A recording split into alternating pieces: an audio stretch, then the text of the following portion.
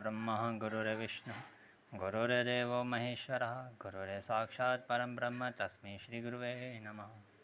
नमस्कार मित्रों, आज हम श्रीमद् भगवद गीता का पहला श्लोक पढ़ेंगे।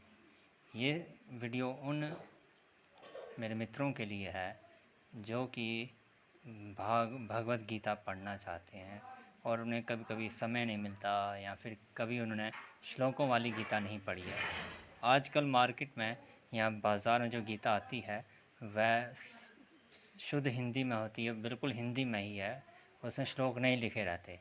तो इस ऐसी गीता और या फिर ऐसे मित्र जो जिनके पास पढ़ने का समय नहीं होता है, ये उन मित्रों के लिए कि वो गीता पढ़े। अब ज़्यादा बिना भूमिका के हम सीधा श्लोकों की तरफ, पहले अध्याय की तरफ बढ़ते हैं। इस गीता के कुल 700 श्लोक हैं और 18 अध्याय हैं। तो हम पहले अध्याय की तरफ बढ़ते हैं। तो इसका पहला अध्याय है और पहले अध्याय के पहला श्लोक जो है वो धृतराष्ट्र ने कहा है। धृतराष्ट्र उवाच, उवाच का अर्थ होता है बोलना। धृतराष्ट्र ने कहा, किससे कहा? संजय से कहा। क्या कहा? धर्म क्षेत्रे कुरुक्षेत्रे संवेतायुयुत्सवः मामकः पांडवाश्चैव किं कुर्वत संजय। तो ये जो युत्सव के आगे ये दो बिंदु लगे हैं, ये दो डॉट हैं बिंदु, इनकी आवाज़ होती है ह की। युत्सवः ह, मामकः। तो धर्म क्षेत्रे कुरुक्षेत्रे संवेतायुत्सवः मामकः पांडवाश्चैव किं कुर्वत संजय। तो ये हम गीता का सर्वप्रथम श्लोक है।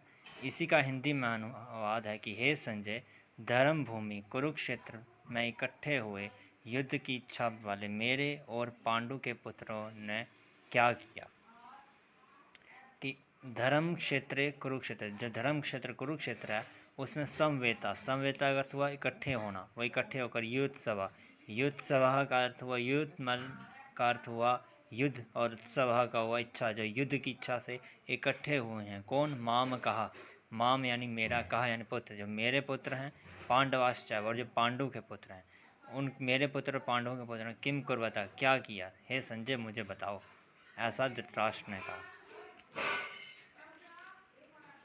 और इस पर बिल्कुल हम विस्तार में पढ़ेंगे कि क्या क्या हुआ। कि कुरुक्षेत्र में देवताओं ने यज्ञ किया था, राजा कुरु भी यहाँ तपस्या की थी। यज्ञादिक धर्ममय कार्य होने से तथा राजा कुरु की तपस्या भूमि होने से इसको धर्म भूमि कुरुक्षेत्र भी कहा गया है। और फिर लिखा है संवेता युत्सव, राजाओं के द्वारा बार बार संधि का प्रस्ताव रखने पर भी दुर्योधन ने संधि करना स्वीकार नहीं किया। इतना नहीं, भगवान श्री कृष्ण के कहने पर भी मेरे पुत्र दुर्योधन ने स्पष्ट कह दिया कि बिना युद्ध के मैं तीखी सुई की नोक जितनी ज़मीनी पांडवों को नहीं दूंगा। तब मजबूर होकर पांडवों ने भी युद्ध करना स्वीकार किया। इस प्रकार मेरे पुत्र और पांडु के पुत्र दोनों ही सेनाओं से युद्ध की इच्छा से इकट्ठे हुए हैं। इस तरीके से यह पहला श्लोक है। और पहले श्लोक के बाद हम जाएंगे दूसरे श्लोक की तरफ। और दूसरा श्लोक क्या है? दूसरा श्लोक हम अगली वीडियो में धन्यवाद।